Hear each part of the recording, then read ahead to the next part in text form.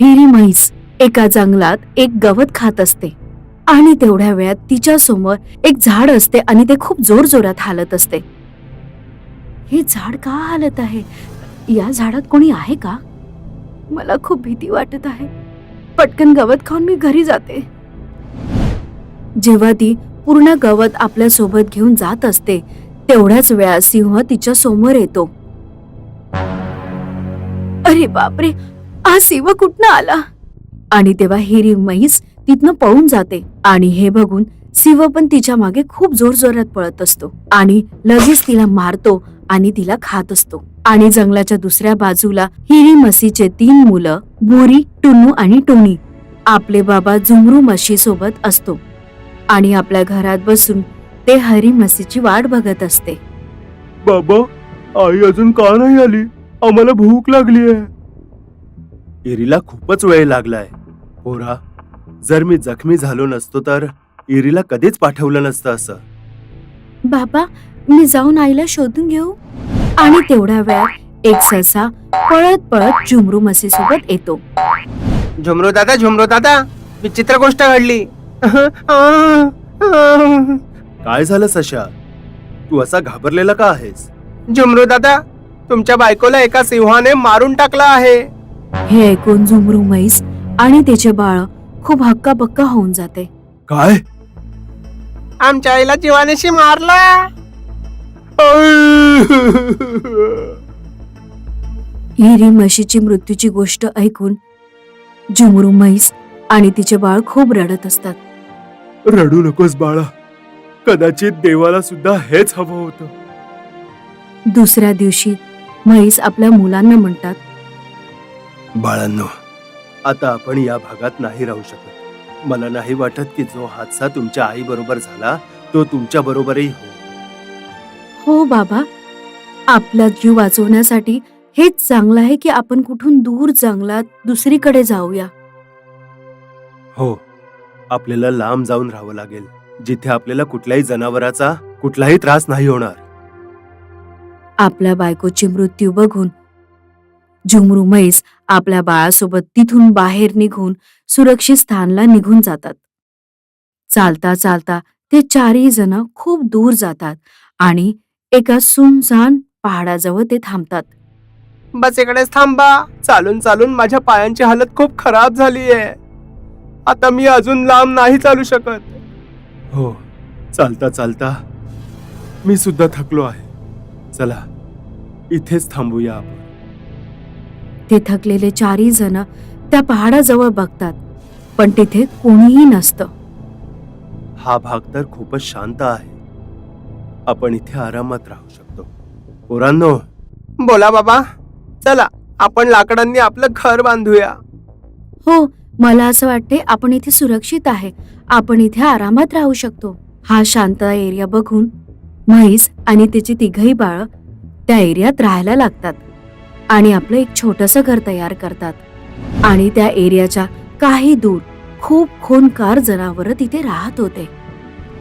पण ही गोष्ट म्हैस आणि त्यांच्या बाळाला माहिती नव्हती.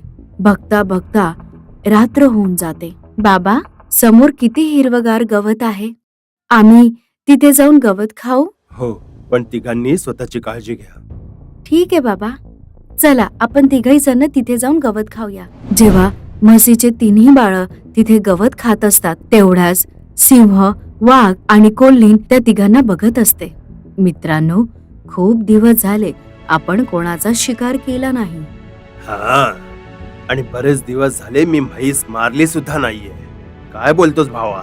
तर सांगा, काय करायला हवं? यात काय सांगायचंय? चला, आज यांना आपली शिकार बनवूया.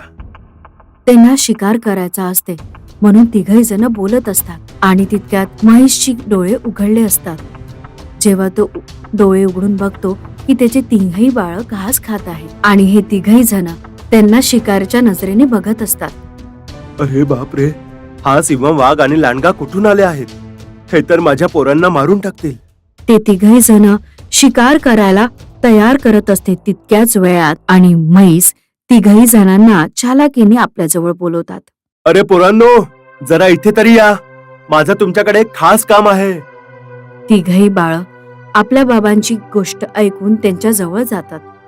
म्हैस त्या तिघांना घेऊन घराच्या आत शिरतो. बाबा, तुम्ही मला अचानक का बोलवलं? बाळा, तुम्हाला मारण्यासाठी 3 शिकारी जंगलामध्ये वाट बघत आहेत. ही तर चांगली गोष्ट आहे की मी वेळेत इथे आलो, नाहीतर या तिघांनी आज तुम्हाला बिर्याणी बनवून खाल्लं असतं. तिन्ही शिकारी आपापसात बोलायला लागतात. याला म्हणतात अकालात उपवास ठेवणं. हो ना, एवढ्या मेहनतीने एक शिकार हाती लागली होती आणि आता हा म्हसोबा त्यांना घेऊन गेला. ठीक आहे, आज नाही तर उद्या हे लोक जातील कुठे? काही वेळानंतर ते तिघही तिथून निघून जातात. झुमरू म्हैस आपल्या तिघही बाळांसोबत बसून तो विचार करत असतो. सिंह आणि त्याच्या साथीदारांनी आपल्याला इथे पाहिलेलं आहे. आता इथे राहणं सुद्धा आपल्यासाठी खतराच आहे. रात्र खूप झाली आहे, म्हणून आजची रात्र आपण इथेच थांबूया. पण उद्या सकाळ होताच इकडनं निघून जाऊया. झुमरू म्हैस घराच्या बाहेर बसून चौकीदारी करत असतो. तितक्यात त्याची नजर समोर असलेली विहिरी जवळ जाते. हे बघून झुमरू म्हैस त्या विहिरीजवळ जात असतो. अरे वाह, ही विहीर आमचा जीव वाचवू शकते. मी एक काम करतो, मी आताच या विहिरीवर एक झोपडी बनवतो. झुमरू म्हैस खूप बुद्धिमान असतो आणि तो रात्रीच विहिरीच्या वर आपली झोपडी बनवणं सुरू करतो. आणि त्याला 2 तास लागल्यानंतर तो तिथे झोपडी बनवतो. आता ही विहीर मी वरून फांद्यांनी आणि पानांनी लपवून ठेवतो, म्हणजे सिंह आणि त्याच्या साथीदारांना हे कळणारच नाही की इथे एखादी विहीर आहे. जेव्हा कधी ते लोक आम्हाला खाण्यासाठी इथे येतील तेव्हा ते लगेच या विहिरीत पडून मरून जातील. चला, आता मी जाऊन झोपतो. बुद्धिमान म्हैस त्या विहिरीला झाडाने आणि पत्त्यांनी झाकून ठेवतो आणि झोपायला निघून जातो. झुमरू म्हैस आपल्या बाळाजवळ येऊन झोपून जातो. दुसऱ्या दिवशी म्हैस आणि तिघही बाळ जेव्हा झोपेतून उठतात तर ते बघतात की त्यांच्या घराच्या बाहेर सिंह, वाघ आणि कोल्हीन तिघही जण उभे असतात आणि त्या तिघांनी झुमरू म्हैस आणि त्याच्या तिघही बाळांना घेरून टाकतात. अरे बापरे, हे सिंह, वाघ आणि लोमडी इथे का आलीच? या लोकांनी आपल्याला घेरून टाकलं. बाबा, आता काय करायचं? हे तिघं तर आपल्याला मारून खाऊन टाकतील. वाचवा, कोणीतरी आम्हाला वाचवा. अरे कोणीतरी वाचवा. ओरडा, अजून जोरात ओरडा. पण इथे ओरडून काहीच फायदा नाही होणार, कारण आता लवकरच तुम्ही सगळेही आमचे शिकार बनणार आहात. आज तर आम्ही पोटभर खाणार आहोत. खूप दिवसानंतर आम्हाला शिकार करायला मिळालाय. आता तुझा आणि तुझ्या बाळाचा वेळ आली आहे. आता म्हैस आणि तुला आणि तुझ्या बाळाला खूप खर्चटून खाऊ. ही गोष्ट ऐकून तिघही जण आणि झुमरू म्हैस खूप रडायला लागतात. मला काहीही करून आपल्या मुलांना वाचवावंच लागेल. साथीदारांनो, चला यांना मारून पार्टी करूया.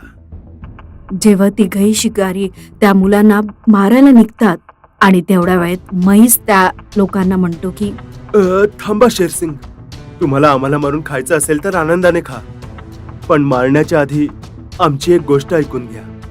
मरणाऱ्याची शेवटची इच्छा तर मानव पूर्ण करतात.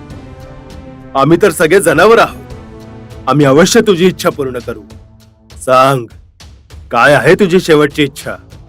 मरण्याच्या आधी आम्ही आमच्या शत्रूंना मारू इच्छितो. जर तुम्ही आमच्या शत्रूंना मारलात तर तुमची आमच्यावरती मेहरबानी होईल. मारणं तर आमचं काम आहे. सांग, कोणाला मारायचंय? ते समोर तुम्हाला एक घर दिसतंय ना, तिथे 3 हरिण राहतात. ते आमचे शत्रू आहेत. त्यांनी आम्हाला खूप सतावलंय, म्हणून आमची इच्छा आहे की तुम्ही त्या हरणांना मारून टाका. त्यानंतर तुम्ही आम्हाला आनंदाने मारू शकाल. वाह, मनातली गोष्ट बोललास. तसेही बरेच दिवस झाले आहेत आम्ही एखाद्या हरणाला नाही मारलंय. चला रे, आपण आधी त्या हरणांना मारून टाकूया. हो शेरसिंग, चला. लांडग्या, तू इथेच थांबून या सर्वांवर लक्ष ठेव. आम्ही हरणाची शिकार केल्यानंतर यांना खायला इथे येऊ. हे म्हणून सिंह आणि चीता हिरणचा शिकार करण्यासाठी त्या झोपडीत जातात. ते झोपडं बुद्धिमात म्हैसाने विहिरीच्या वर बनवलं होतं.